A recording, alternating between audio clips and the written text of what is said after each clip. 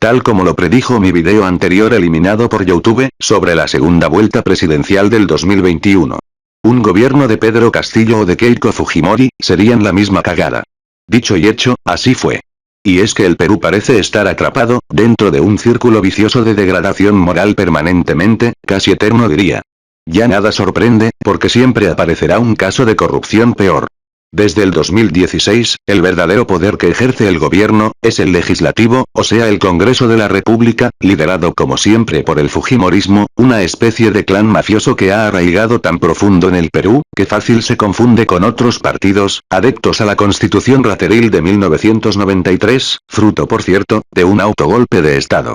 Pasando por la caída del ciudadano estadounidense que fungía como presidente del Perú, Pedro Pablo Kuczynski, el engreído de la Confiep, de la gentita de primera de Miraflores, y de los grandes medios corporativos.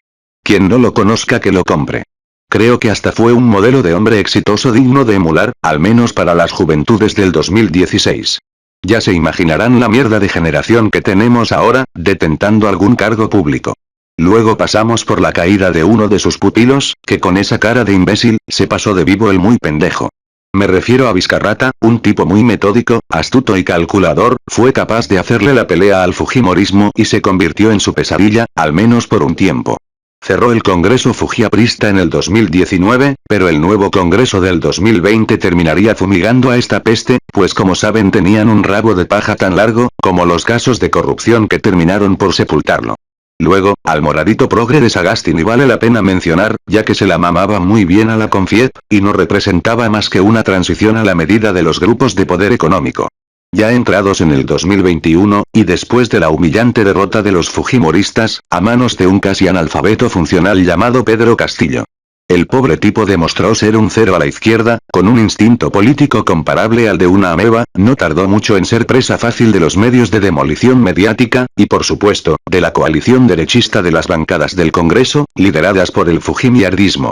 La verdad yo no sé si más lástima me da el pobre sujeto, o los pobres imbéciles que hacen hasta lo imposible por defenderlo. Se caracterizó por alejarse de los tipos como Belmont, viejos lobos de mar que le habrían dado los mejores consejos para sostener su gobierno. Y en cambio se rodeó de gente que finalmente lo arrastrarían hasta su perdición. Decían que era comunista. Ja, déjenme que me ría, comunista como Vladimir Cerrón, líder del Partido Comunista de Perú Libre. Por sus actos los juzgaréis. Que alguien se tome la molestia de escribir en los comentarios alguna medida económica de corte comunista, relacionado al control de precios, planificación estatal de la economía, expropiaciones, o cosas por el estilo. En fin. Finalmente Pedro Castillo, con complejo de Superman, porque como ya saben, es el único que se pone los calzoncillos encima de los pantalones. Quiero decir que hizo todo al revés, ja.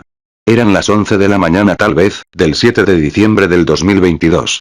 Y en señal abierta, y a todo color, Pedro Castillo anunciaba su intención de acometer un golpe de Estado, empezando por ordenar el cierre del Congreso.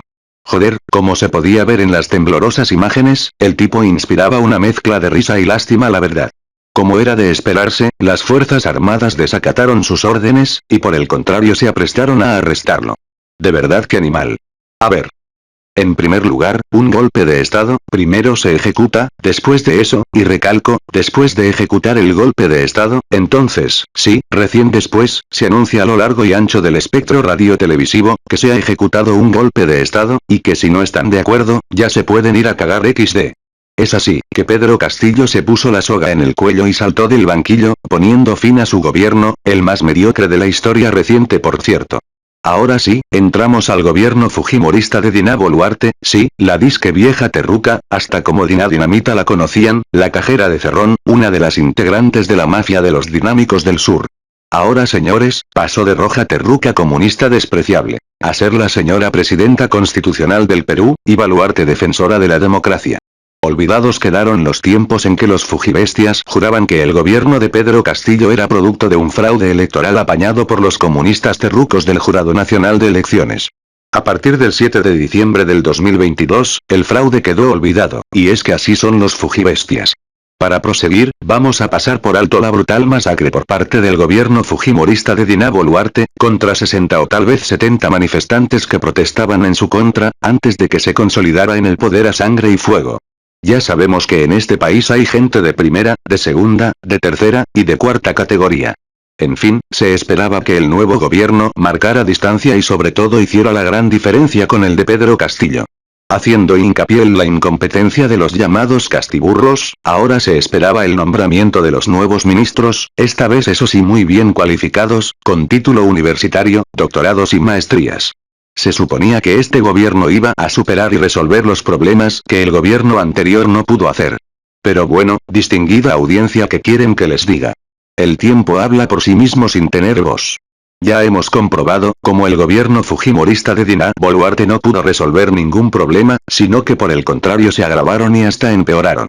Ya saben, la inseguridad ciudadana que sigue llegando a niveles nunca antes vistos, los hospitales como siempre que no pueden atender oportunamente a los pacientes, el aumento de la pobreza, solo por dar unos ejemplos.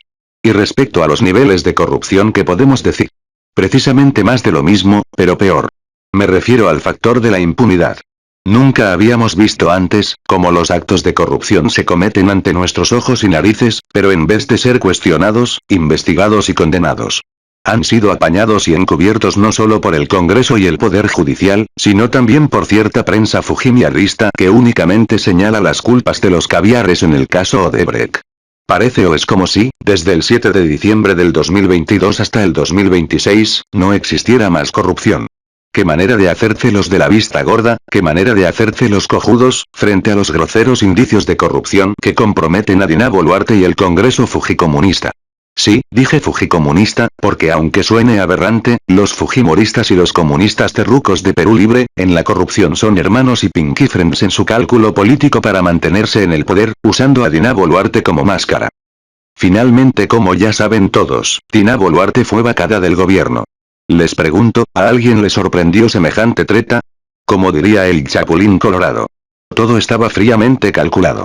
No hace falta que lo precise, pero hipócritamente, pero eso sí muy convenientemente, desde el comienzo las fuerzas del gobierno se oponían a cualquier adelanto de elecciones, y la idea de vacar a Dina Boluarte por cualquier cuestionamiento estaba totalmente descartada.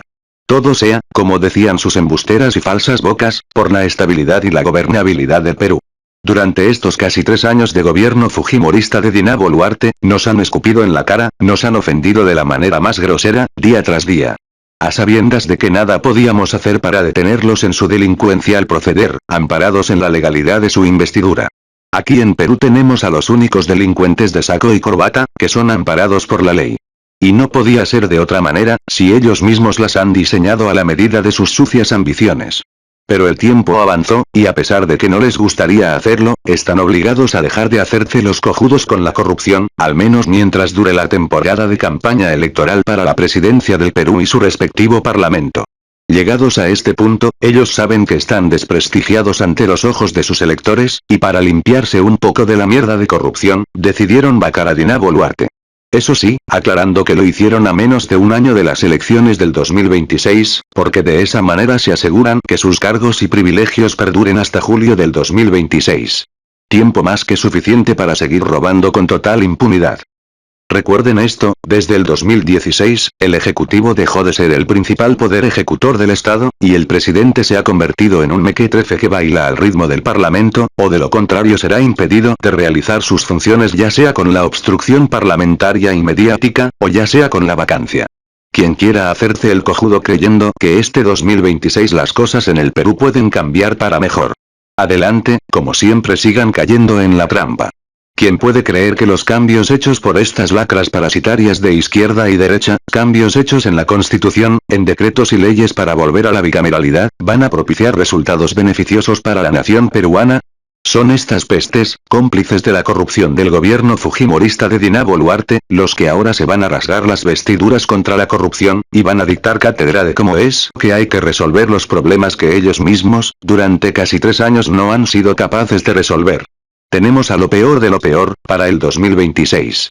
Necesitamos un líder de verdad, y para que éste aparezca, primero hay que desearlo, demandarlo, y exigirlo.